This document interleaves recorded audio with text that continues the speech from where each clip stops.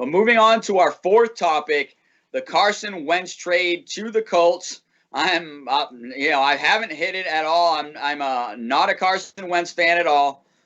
So I'll save my bit for that. But yeah, I mean, what do you think the Colts are getting here? So I think the Colts are in a very similar position as the Rams. You know, they're not as maxed out in their salary cap as much as the Rams are, but the Colts have an excellent offensive line, probably one of the best in the NFL. You know, they have some good receivers. I think T.Y. Hilton's a free agent or a restricted free agent, or they might move on from him because of salary cap, but they could still keep him. And then they also have some good young receivers, definitely good young running back core, and they've really built up their defense. Chris Ballard has done a great job. Now that Rivers is retired, and even Phillip Rivers wasn't quite where at an elite level, they had to make a move. And they're not going to be able to get, an elite quarterback. They're not going to be able to bring in Deshaun Watson. You know, they don't have the cap space. They're not going to be able. They don't have the picks that some other teams can offer. So I think this was really the only move they could make. So they're getting a quarterback who has had success in the past, but it's been several seasons. I mean, it's been a little while. So, and he had a disastrous season in 2020. So the one person that could possibly fix Carson Wentz is Frank Reich, who's the head coach of the Colts. I believe one of the assistant coaches that was with Reich in Philly is also with the Colts right now. So they're the one team that can kind of fix what's ailing Carson Wentz. You know, so I think if any team was going to do it, it was going to be Indianapolis. They gave up a lot, but they're kind of stuck. You know, they need a quarterback. They need somebody who's not just going to be an old. They weren't going to get Ryan Fitzpatrick and get any better than they were last year. All due respect to Ryan Fitzpatrick, who I think is probably the best backup quarterback in the NFL. You know, if you get Jimmy Garoppolo, is he that much better than Wentz? He's probably a little bit better, but he probably would cost more. We're not even sure if the 49ers are trading him. So, or, you know, the Colts can't wait for Garoppolo to get released in training camp, or like I said, they can't go trade for Watson. I think this was the only move the Colts could make. So I think it makes sense, but it's, there's a big risk here with how Wentz has, sort of regressed over the last couple of years.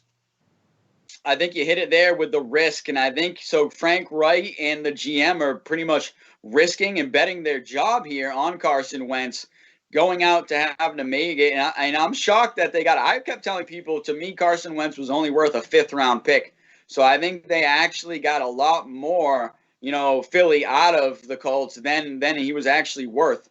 So I think great trade for Philadelphia Eagles. And, I will say a good trade for the Colts because they do need somebody at quarterback, like you said. So they are in a tough position with having to fill that position. However, I just am not, like I said, I'm not sold on Carson Wentz. I never have been. Even coming out of the draft, I had said this guy is not a first-round talent. I thought that year he should have probably been a 3rd-round talent.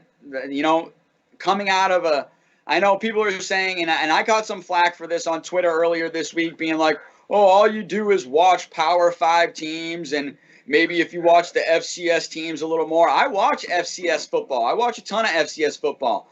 But here's a big difference. There's a big difference when you're facing FCS defensive backs and then you come and face NFL defensive backs or even Power 5 defensive backs.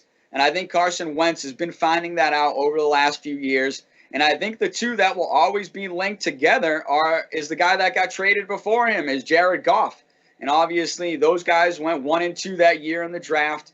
And I think the better of the two is Jared Goff. I think the Detroit Lions are going to get the better out of these trades because he's just a better player overall. Coming out of Cal and facing better defenses and being in a pro-style offense, he was more pro-ready coming into the draft. So like I said, I've never been sold on Carson Wentz. I do think the Colts did have to make a pull and make a play for a quarterback.